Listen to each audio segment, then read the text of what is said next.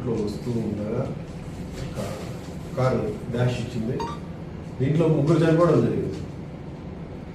Crane అనేది భారీ వాహనం. ఈ వాహనాన్ని తీసుకొని వచ్చి ఆపోజిట్ డైరెక్షన్లో రావడం వలన అన్యాయంగా 3 ప్రాణాలు పోవడం జరిగింది. దీనికి కల్బుల్ హోమ్స్ అనేది కట్టడం కేసు ఒకటి 304 పార్ట్ 2 అంటారు. దీని ప్రకారం మినిమం 10 ఏళ్ళు జైలు శిక్ష ఉంటుంది, రిమాండ్ పోవడం జరుగుతుంది. కాబట్టి ఈ క్రేన్ డ్రైవర్ ఎవరైతే నాగరాజు ఉన్నాడో అజాగ్రత్తగా ఉంటూ ఒక ఆపోజిట్ రూట్లో పోతే ఒక వ్యక్తి ప్రాణం పోతుందని తెలిసి కూడా నేషనల్ హైవేలో ఆ భారీ వాహనాన్ని నడుపుకుంటూ ఆపోజిట్లో రావడం వలన ఈ దుర్ఘటన జరిగింది. దీనిపైన ఇన్స్పెక్టర్ అండ్ ఎస్ఐ గారు డీప్గా ఇన్వెస్టిగేషన్ చేయడం జరిగింది. సో ఇతను ఈరోజు రిమాండ్ పంపిస్తున్నాము. దీంట్లో ఈ ఓనర్, ఆ క్రేన్ ఓనర్ నాగరాజును కూడా ముద్దాయి చేయడం జరిగింది. అతను రిమాండ్ పంపిస్తాము. ఈ సందర్భంగా నేను ఈ వాహనాలకు సంబంధించిన డ్రైవర్లకు కానీ వాటి యాజమాన్యానికి కానీ నేను రిక్వెస్ట్ చేయడం ఏమంటే, మీరు ఒక వెహికల్ని ఒక డ్రైవర్కి అప్పగించేటప్పుడు అతని దగ్గర డ్రైవింగ్ లైసెన్స్ ఉందా, అతని ప్రవర్తన బాగుందా, తాగి నడుపుతాడా అని చూసి వెహికల్ ఇచ్చిన తర్వాత ఏవైతే మనకు ఎంబీ కింద రూల్స్ సెక్షన్స్ ఉన్నాయో దాని ప్రకారం నడుచుకోవాలని చెప్పాలి.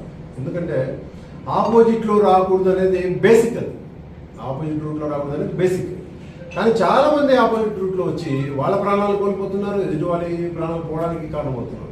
ఫర్ ఎగ్జాంపుల్ మీరు చూస్తే ఇక్కడ మా రూల్ పోస్ట్ ఎదురుగా ఒక బ్రిడ్జి కట్టించడం జరిగింది. కింద మీద పడి షిరిడి సాయిబాబా గుడికి వెళ్ళేదా.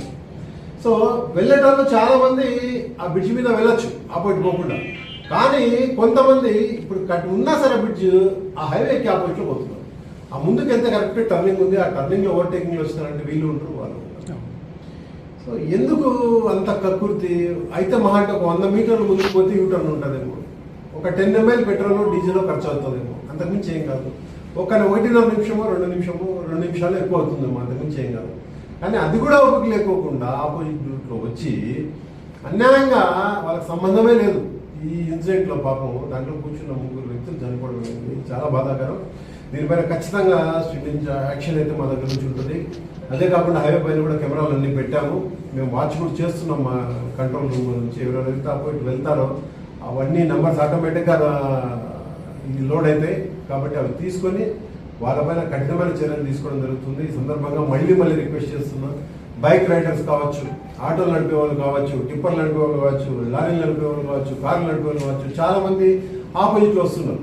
మీరు చూస్తే ఇక్కడి నుంచి డోర్ నుంచి కర్నూలు వరకు మొదలు పెట్టుకుంటే చాలా వరకు ఆపోజిట్లో వస్తున్నారు. అంత తొందర ఏముంది? 2 నిమిషాలు ఇబ్బంది ఏందో నాకు అర్థం కాదు. 100 ఏళ్ల జీవితాన్ని 2 నిమిషాల కోసం ఎందుకు కొట్టుకుంటారు? ఒక 10 మిల్లీ లీటర్స్ ఒక పెట్రోల్ డీజిల్ ఖర్చు అయ్యేదానికి ఎందుకు మీ విలువైన ప్రాణాలను కోరుకుంటారు? దయచేసి ఆలోచించండి. పోలీసు వారి తరఫున అందరికీ విజ్ఞప్తి చేస్తున్నాం. ఎందుకంటే ఇంటూ 3 ప్రాణాలు పోయినాయి. మళ్ళీ చెప్తున్నాము, దయచేసి ఆపోజిట్ రూట్లో రావద్దు. మీ కుటుంబ సభ్యులు మీరు దూరం కావద్దు, వాళ్ళను మీ నుంచి దూరం చేయవద్దు. అదేవిధంగా మీ కారణంగా ఇంకొకరి కుటుంబ సభ్యులకు దూరం అయ్యే పరిస్థితి ఏర్పడుతుంది. దానికి కూడా దూరంగా ఉండండి, రూల్స్ పాటించండి. ఎక్కడ యూటర్న్ ఉంటే అక్కడే పోండి. 2 నిమిషాలు లేట్ అయితే ఏం కాదు. మీ ప్రాణాలు ఉంటే ఎదుటి వాళ్ళ ప్రాణాలు కూడా ఉంటాయి. కాబట్టి ఈ సందర్భంగా అందరికీ ఇదే రిక్వెస్ట్ చేస్తున్నాం. ఈ సందర్భంగా అతను ఈరోజు రిమాండ్ పంపించడం జరుగుతుంది. మినిమం 10 ఏళ్ళ శిక్ష ఉంటారు. కాబట్టి మరీ ఇంకొకసారి అందరికీ కూడా విజ్ఞప్తి చేస్తున్నాం.